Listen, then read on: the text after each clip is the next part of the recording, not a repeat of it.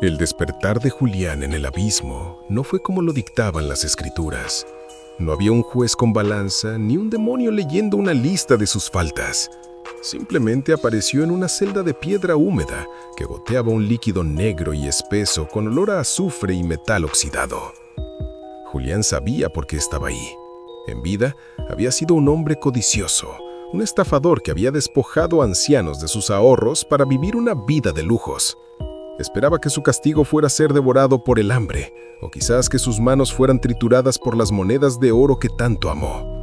Estaba listo para aceptar el precio de su ambición. Sin embargo, cuando la puerta de su celda se abrió, el tormento que lo esperaba no tenía ninguna relación con su pasado. Fue arrastrado a una sala llena de espejos donde lo obligaron a ver, durante lo que parecieron siglos, escenas de una vida que no era la suya. Veía a un hombre joven, un médico que salvaba vidas, siendo torturado por haber cometido un pecado menor de lujuria. Luego, el castigo de Julián cambió radicalmente.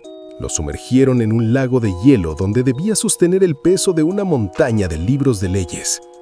Julián, confundido y con los huesos crujiendo por el frío, gritaba hacia la oscuridad que aquello era un error. «¡Yo no soy un hombre de leyes!», aullaba mientras el hielo le quemaba la piel.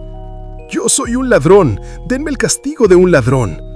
Pero los verdugos, seres con rostros de ceniza y manos de alambre, lo ignoraban por completo, aplicándole tormentos diseñados para pecados de ira, de pereza o de gula. A medida que pasaba el tiempo, Julián empezó a observar a las otras almas que sufrían a su alrededor. Vio a una mujer que en vida fue una asesina despiadada, pero su castigo consistía en ser obligada a cuidar un jardín de flores que se marchitaban al menor contacto. Un tormento diseñado para alguien que hubiera amado demasiado la belleza. Vio a un hombre que fue un santo mártir, pero que por una pequeña duda al morir terminó allí, siendo desgarrado por perros negros como si hubiera sido el peor de los tiranos. No había lógica, no había una conexión poética entre el crimen y la penitencia. La arquitectura del dolor parecía haber sido construida por un loco o por alguien que simplemente no prestaba atención.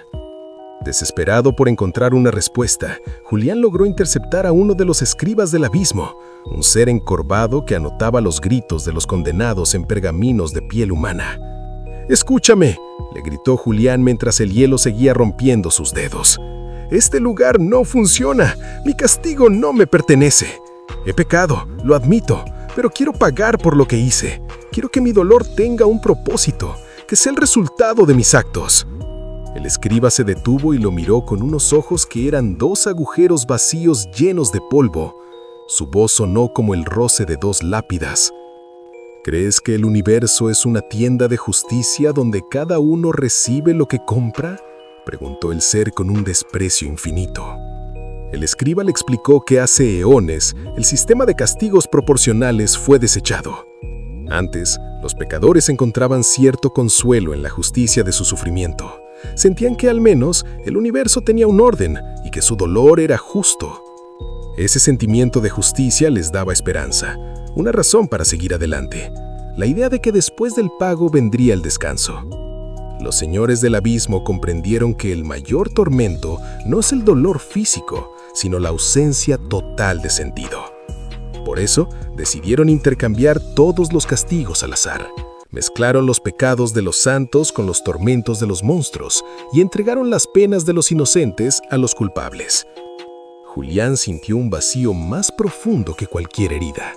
Entendió que estaba sufriendo por los pecados de un desconocido, mientras que el hombre que merecía su hielo estaba quizás siendo quemado por una avaricia que nunca sintió. La verdadera tortura no era el peso de la montaña o el frío del lago, era la comprensión devastadora de que su vida, sus decisiones y su arrepentimiento no importaban en absoluto. El universo no era una balanza perfecta, sino un caos cruel donde el dolor se repartía sin mirar a quién. La justicia divina era la mentira más grande contada a los vivos para que se portaran bien. Al darse cuenta de esto, el castigo de Julián se intensificó 1000 veces. El dolor físico seguía ahí, pero ahora estaba envuelto en una capa de desesperación intelectual que le impedía buscar consuelo en la resignación. Intentó rebelarse, intentó gritar que no aceptaba un castigo que no era suyo, pero sus gritos solo se sumaban al coro de millones de almas que habían descubierto la misma verdad. No hay orden, no hay aprendizaje en el sufrimiento, no hay un Dios que vigila que cada uno reciba lo que merece. Solo hay una máquina de agonía que funciona por inercia, triturando almas al azar para alimentar un vacío que no tiene fondo. Finalmente, Julián fue devuelto a su lago de hielo. Sus manos, que una vez contaron dinero robado con avidez, ahora intentaban desesperadamente sostener unos libros de leyes que no comprendía, pagando por los errores de un juez que probablemente estaba en otro sector sufriendo por los robos de Julián. La ironía era el clavo final en su ataúd espiritual. El infierno no era el lugar donde pagas por lo que hiciste, era el lugar donde descubres que nada de lo que hiciste tuvo importancia. Julián cerró los ojos, pero el frío no le permitió dormir, condenado a sufrir por toda la eternidad una injusticia que es en sí misma el único y verdadero castigo. La llegada de Roberto al paraíso fue tal como la describían los antiguos cuadros renacentistas. Caminaba por pasillos de mármol que reflejaban una luz dorada y pura, rodeado de seres alados de una belleza que desafiaba cualquier estándar humano. Los ángeles que lo guiaban tenían rostros esculpidos por la mano del propio Dios, pómulos perfectos, ojos de un azul profundo que irradiaban paz y sonrisas que calmaban cualquier rastro de miedo. Roberto se sentía bendecido, caminando hacia lo que creía sería su hogar eterno. Sin embargo, su curiosidad, la misma que lo llevó a ser un hombre de ciencia en la tierra, lo traicionó cuando notó un pequeño detalle en el ángel que caminaba a su izquierda.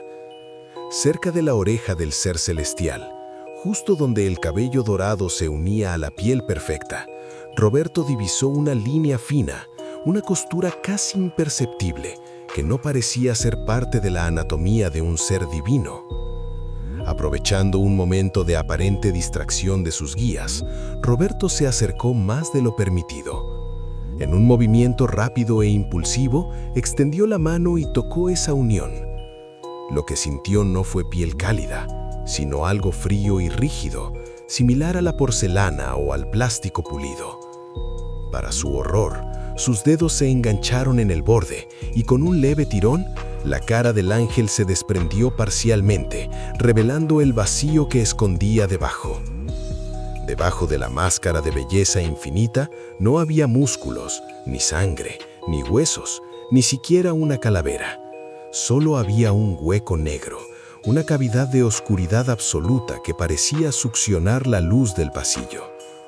No había ojos detrás de las cuencas, ni boca detrás de los labios de la máscara, solo una nada infinita y silenciosa que vibraba con una frecuencia aterradora. El ángel no se inmutó, no gritó, ni mostró sorpresa. Simplemente se detuvo, giró su cuerpo hacia Roberto y con un movimiento lento, terminó de arrancarse la máscara con sus propias manos, dejando al descubierto ese abismo sin rostro que era su verdadera naturaleza. Los demás ángeles se detuvieron al unísono. Como si fueran autómatas respondiendo a una señal interna, todos llevaron sus manos a sus mandíbulas y empezaron a retirarse sus propios rostros. Uno a uno, los rostros hermosos cayeron al suelo de mármol con un sonido seco, como platos rotos. Roberto retrocedió, tropezando con sus propios pies, rodeado ahora por una decena de seres alados que no eran más que túnicas blancas y alas de luz sosteniendo un vacío insoportable donde antes había humanidad. El cielo, en un segundo, pasó de ser un refugio de belleza a una galería de horrores donde lo único real era la nada. ¿Por qué crees que la perfección es estética? Resonó una voz en la mente de Roberto, una voz que no venía de una boca, sino del vacío mismo. La belleza es una distracción para los sentidos de los que aún se aferran a su ser. En este lugar, la forma es una mentira necesaria. Pero tú has buscado ver la verdad, y la verdad en este reino es la ausencia total. Los ángeles lo rodearon, cerrando el círculo. Sus manos, que antes parecían de seda, se sentían ahora como pinzas de metal helado. Lo sujetaron contra una de las columnas de mármol y Roberto sintió que la parálisis del miedo le robaba incluso la capacidad de gritar.